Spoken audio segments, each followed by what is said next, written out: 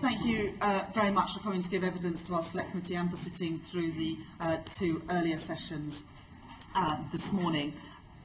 We've got a few questions for you, and I expect that you have some reflections based on the earlier sessions, but we'll start with Stephen Kerr. Morning.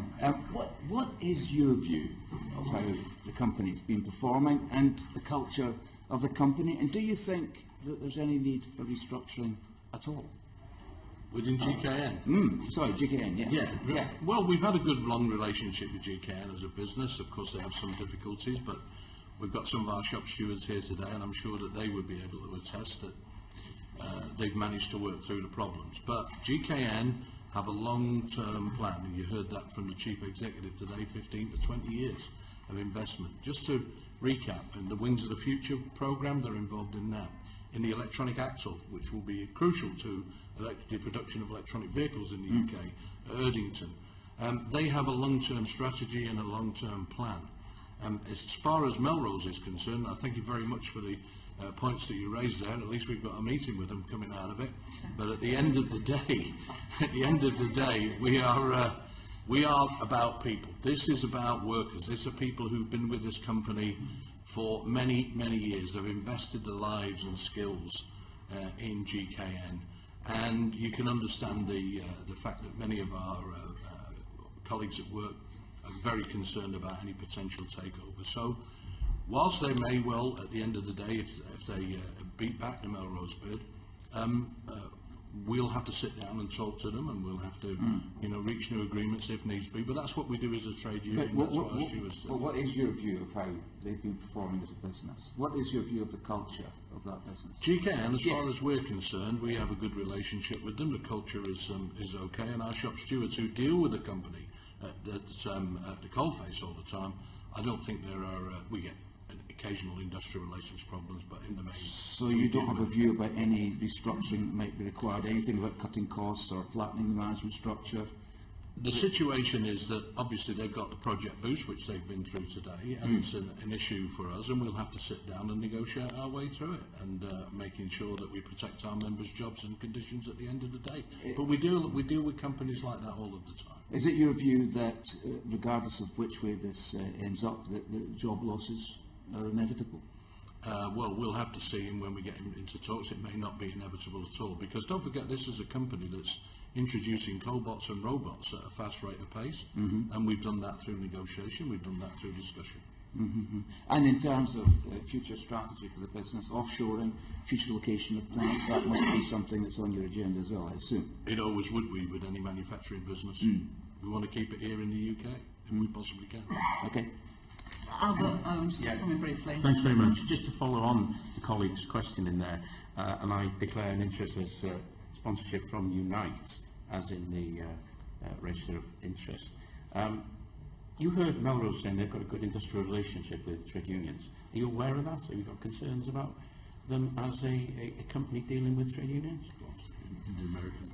Well, the only relationship that we have with Melrose is through their ownership of Brush, of course. And at Brush, that's a company that when they assumed control of about 1,200 employees, within a very short period of time, that was reduced to 600 employees. And on the day of their proposed bid being released, they decided to halve that by another 50% and offshore to Eastern Europe.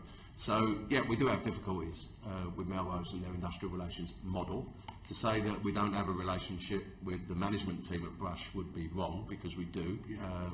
And we have our convener at Brush who's incredibly concerned about the future for that plant and the future livelihoods for those that are directly employed, and those apprentices that will be coming through that programme, and of course the communities that survive around those plants as a consequence of the earnings of the people that continue to work there. Okay, and my final point I want to do on this is they said they're going to get rid of management and that. Do you think they're getting rid of the skills base that is important to you as a company, as a union?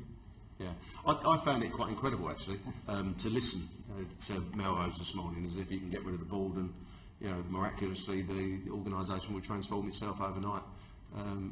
It won't work like that. I mean, I saw that as a financial presentation, and that's part of our concern about the Melrose bid, of course. Melrose have a proven track record. I agree with comments that were made about you should look at deeds as opposed to your promises, because the reality is, if you look at Melrose's track record is exactly that 3 to 5 year transformation, they would call it, asset stripping, we would more rightly define it as, I believe, where they take over businesses, they break those businesses up, they compartmentalise them and they flog them off to the highest bidder in order to maximise shareholder value. And that's the nature of the business. And I'm not criticising the nature of the business, I just want to be open about it. That is the nature of their business.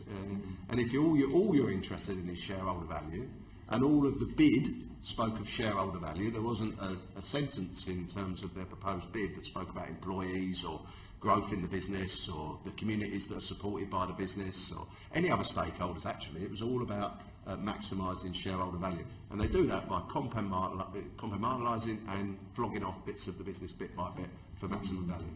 Peter Kyle. Actually, would you mind if I came in? Oh, yeah, Anna Turley. Oh, thanks.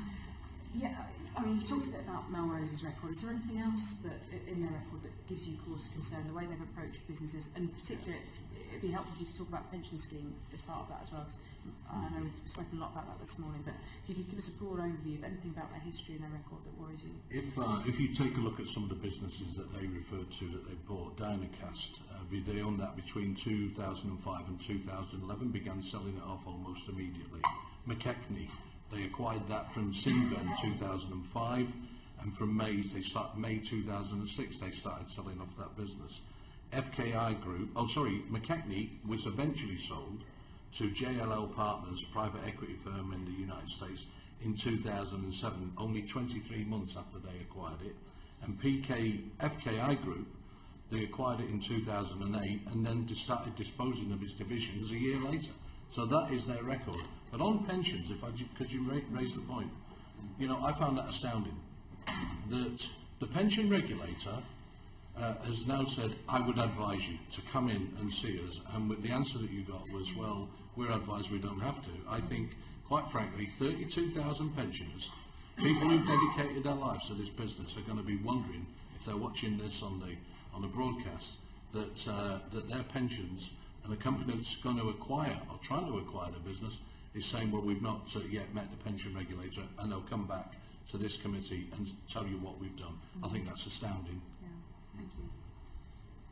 Yeah, I think they have met the pensions regulator, but they haven't. They've not given the commitment. They haven't given that commitment which the pensions regulator have asked for, and we're looking at the moment, the select committee, of what's happening at Carillion, and there is a very real worry about what happens to pensions when they're not fully funded, and that's an issue at GKN, but it's also an issue, as the pensions regulator have said, with a highly leveraged ownership model.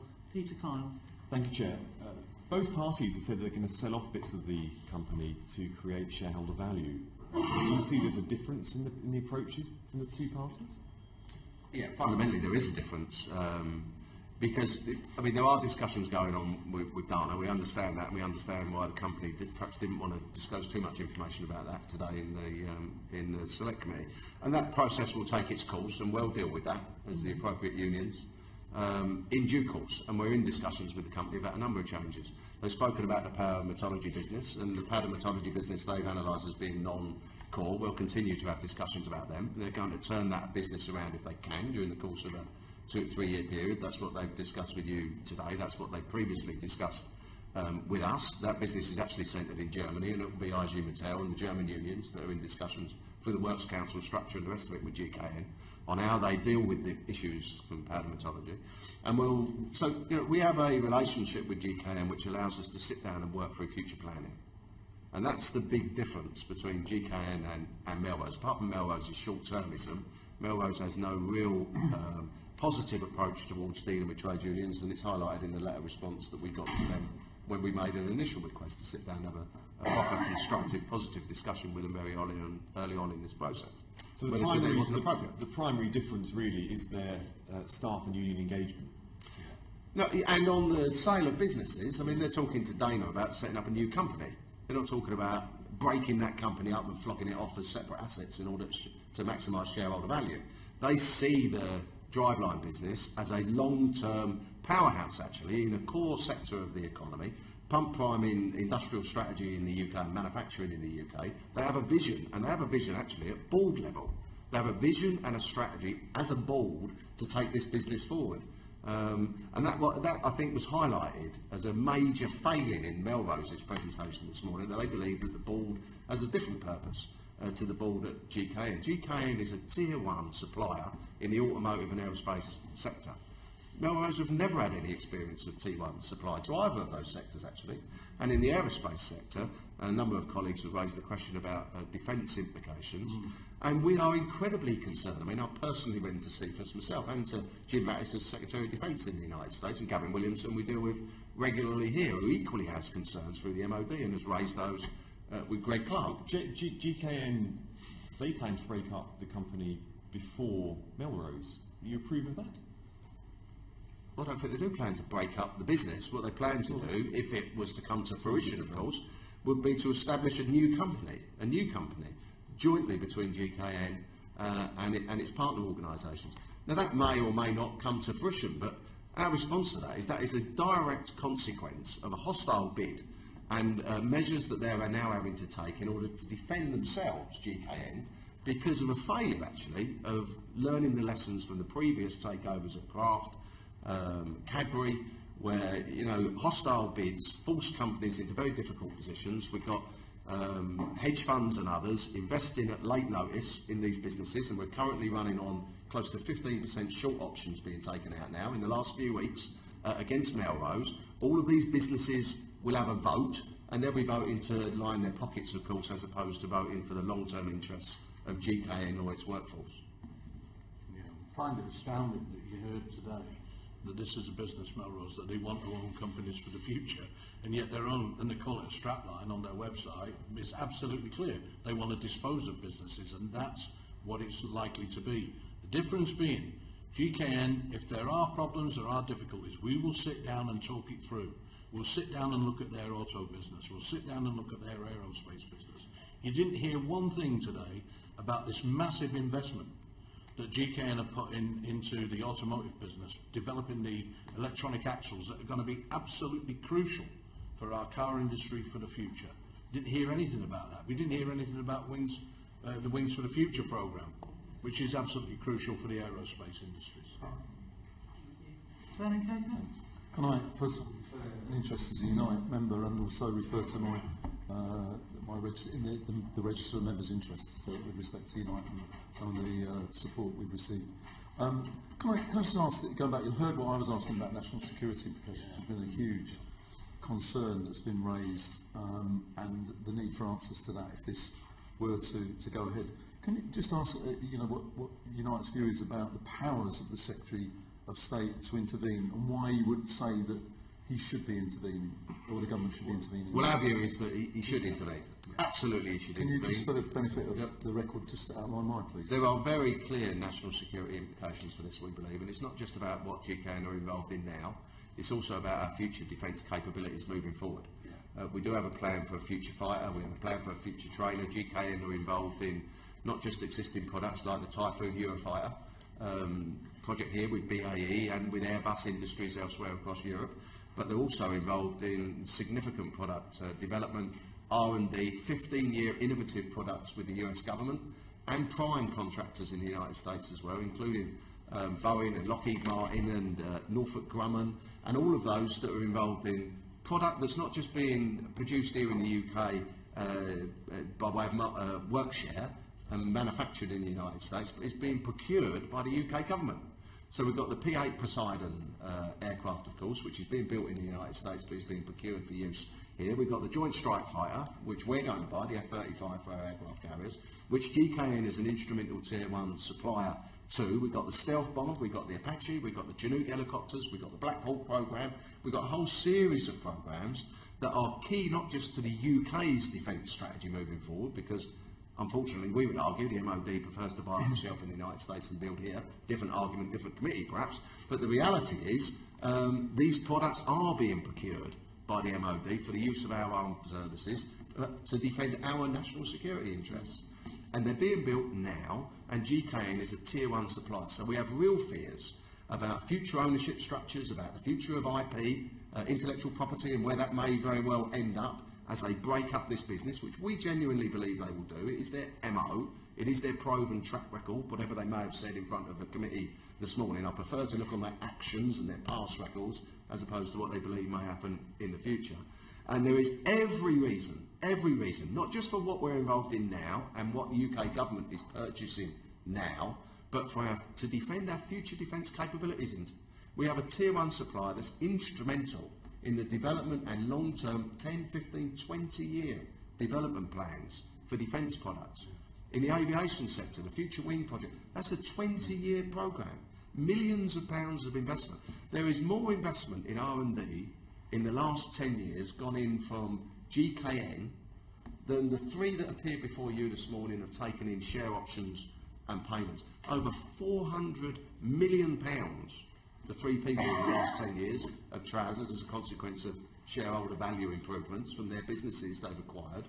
Over £500 million of investment in that period has been put into UK manufacturing by GKN. But it is one UK company taking over another UK company. So the concern you've got is you don't believe what Melrose is saying. Is that or don't trust what they're saying, or what? We don't. On national security grounds. We don't believe it. We don't believe it. National security works over a 10, 15, 20-year development period, let alone the manufacturing process, which will go on for 30 or 40 years in service. And there's a whole series of maintenance and upgrade review programs that are taken into account during the service period, which GKN are directly involved in as well. That gives you a 50-year lifespan. They're developing product now, and it will take 10 years in R&D and engineering development to get a product to market. 10 to 15 years to do that. They're developing product now that we won't see in our skies for 15 years. There won't be a sale of that product for 10, 15 years to government. And all of that is pump-primed investment. And it's pump-primed investment by GKN as a supplier. It's supported by the prime contractors, of course, whether that be Airbus or Boeing or whoever it may be, BAE here in the UK, and indeed government investment. But the UK government has invested in these programmes as well. Yeah. Although, if I understood rightly, what GKN said this morning was they were saying that they weren't highly integrated in the UK defence industry. And so, I mean, so therefore, what are the concerns? If they're not highly integrated in the UK defence industry, well, what they are are. the concerns? Well, they are. I know they said it. Well, I know they said that. I know companies are very sensitive sometimes. We argue with them about why they don't do more political lobbying, and they say, well, it's our main client. It's difficult. Well, they did say that in the Sunday School this morning. I know they said it. It is difficult. It is difficult for them. It's true to say that their exposure to defence interests is greater in the United States than it is in the UK, but that's not true to say that the products that they're developing and manufacturing in the United States with primes in the US are not then being purchased using British taxpayers' money by the MOD to service our national security interests here. And we've been through those already. But it is also about the Future Fighter programme, which is a development programme which the MOD is supporting. We will have a European alliance at some point to develop the Future Fighter. And when we do, we need that core alliance of manufacturers that are key to the development and innovation of that product. And that's the national, so in a sense, those are the national security concerns you're making about Melrose's offer for GKN, notwithstanding the point that was made this morning that GKN is not highly integrated within short-termism, not just for today but for tomorrow, the training of apprentices to keep those skills in those industries and those jobs in those industries so that we're in a position to be able to defend ourselves and not simply rely on purchasing off the shelf when that decision is finally taken by government that that's the right thing to do. And what have you said to GKN about the proposed, or the reports that we read about them talking to a US company, Dana, about, is it Dana about some aspects? Dana's in the automotive industry. Yeah, I know it's not the aerospace. And we have members in Dana in the UK. We have a relatively good relationship with them. We were a bit surprised that it came out on Friday, but we've had some discussion with them and they're going to progress that. But they've said to us, we will keep you posted. We will talk to you and let you know. Would you rather it stayed in British ownership? Pardon? Would you rather it stayed in British ownership? Well, obviously, but I mean, it's a new. Let's be clear. This is not a sell-off. It's a new business and a new merger. But I think in some respects, GKN undersold themselves on the national security and the defence question. I think Steve's right that they do downplay it, but they're absolutely crucial. You heard what the Chief Executive said, the amount of time, effort and money that's gone into the development of the Trent engine at Rolls-Royce in Derby. Absolutely fantastic. But can I say something else? The customers in the industry do not necessarily shout from the rooftops they don't like it, but they tell us they don't want this deal. The Society of Motor Traders and Manufacturers have a similar view. The Aerospace ADS Employers Trade Association again have made the case that they don't believe at the end of the day this is in the interests of manufacturing in the UK, and in terms of national security, Steve has answered that. Yeah. But just to finish then, so to sum it up, your message is to the Secretary of State for BEIS, call it in.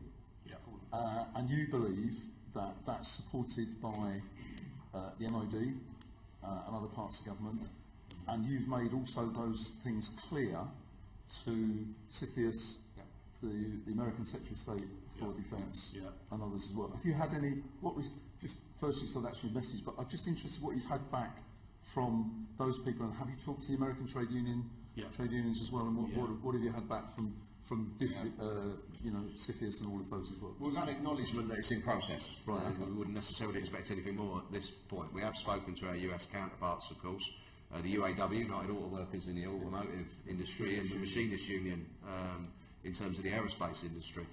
They're very well aware of the difficulties that they've got, and they're in discussions with their GKN counterparts in the United States about how they deal with some of the issues that GKN were very open about this morning. They've been very open with us about the difficulties and where they emulated from and what they've had to do in order to stem the tide of losses, particularly in the United States, where there was the CEO was appointed and dismissed before he took up his post as CEO. That's the reality of it. And he was the responsible party in the United States for the culture that led to the write-off. And the write-off led to a profit warning, and the profit warning was seen by Melrose as an opportunistic avenue in, if you like, to put in a bid. It's a hostile bid. We don't support the bid. We don't see the bid being supportive of our industrial strategy here in the UK. We don't see it as being supportive of manufacturing industry here. We see it as about shareholder value issues, really. It's about maximising shareholder value and trousering lots of money, actually. That's the reality of it. And if you can get away with it, it's all very well, but it's no good for UK PLC, and we'll oppose it at every step of the way. So, having just said that last sentence, are there formal post-offer undertakings that would help reassure you? And if so, what would you be looking at as a union in terms of those undertakings? Well, I think first of all, you've managed to drag out of them that they'll meet us. I think we'll obviously wait for them to contact us, and we'll get into some discussions. But clearly, we've got to talk to our shop stewards and our union members. 6,000 people are very, very concerned about their futures. So we'll have to listen to their views as well. And then we'd have to look at what we would want in terms of assurances.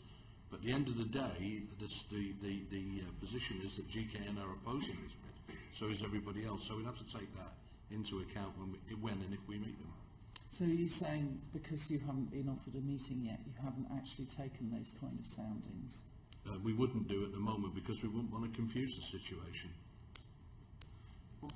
And I think, to be fair, I mean, we do want safeguards. We have an idea about how we see the future of this business, and we would want to enter into a positive, constructive discussion with Melrose if they were serious about wanting to discuss issues with us, about what their intent was. I'm not sure that they're clear about their intent. You had a commitment of 3% to R&D with a current investment rate on R&D of 2.2%. Would that be the type of thing that would reassure you?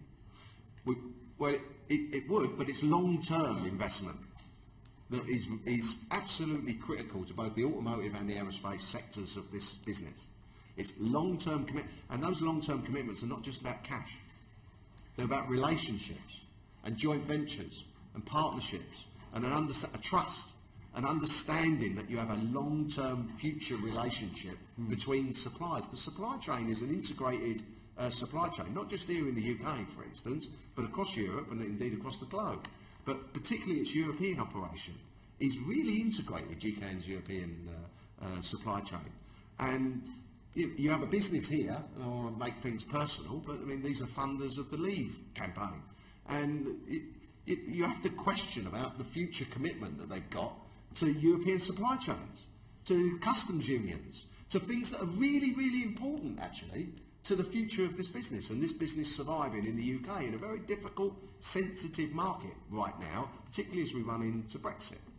You know, and we weigh all of that up. We have those discussions with our members. We understand what's going on, and we understand the politics of some of this. But they're genuine concerns for our members that we welcome the opportunity to discuss with anybody. To be fair, We revolve around, as Steve says, job protection, investment, and clearly the issue on pensions as well. Thank you very much. Thank you. I hope your meeting and discussions go well with Melrose when you meet them, and we're grateful for you coming today to give evidence as well as to previous witnesses. I hope as well that we've given some more information to the workforce, to shareholders and to other stakeholders, including people who get their pensions from GKN, about the respective cases of Melrose and of GKN. We look forward to hearing in writing from Melrose about their commitments to pensioners, but also other undertakings if they were successful in their bid. And we will continue to seek clarity from the government in terms of what they plan to do with regard to calling in this takeover bid. Thank you very much. thanks. We'll inform you of the outcome of any meeting. Look forward to hearing about it.